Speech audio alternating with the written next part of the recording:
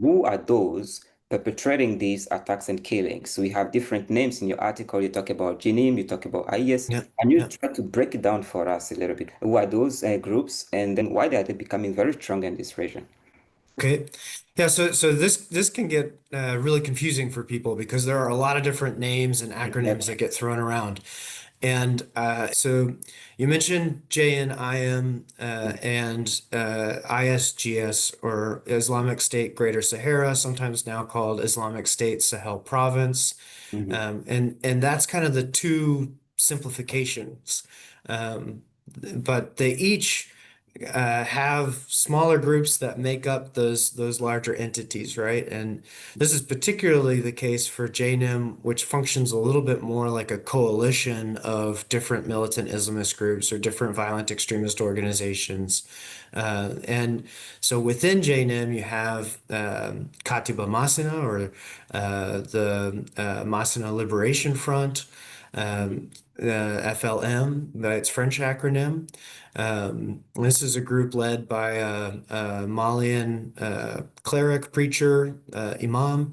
I don't know Mhm. that he necessarily should be given that title of respect, but it's one that he claims.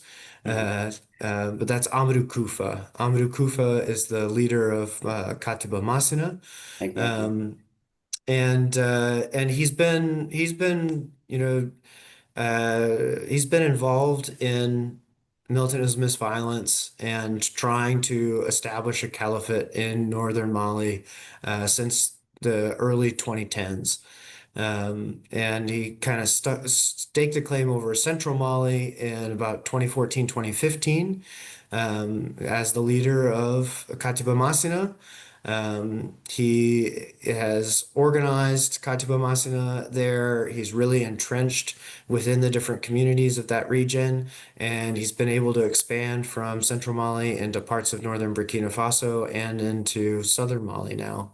Mhm. And he poses that group poses a very real threat. It's probably the most active violent extremist organization in the entire region in terms of the number of events and the lethality of those events. Move to the next step and looking at the strategy, the recent attack in Togo and Benin, can they cross borders and Cote d'Ivoire and Ghana become also epicenter of terrorism in the region? Was the real Yeah, I think there's a real risk there. I would say thank you very much for your time. Please, thank you so much for having me, and absolutely, I'd love to come back another time, and I hope that this will be informative and useful to your viewers. Thank you very much. Thank you.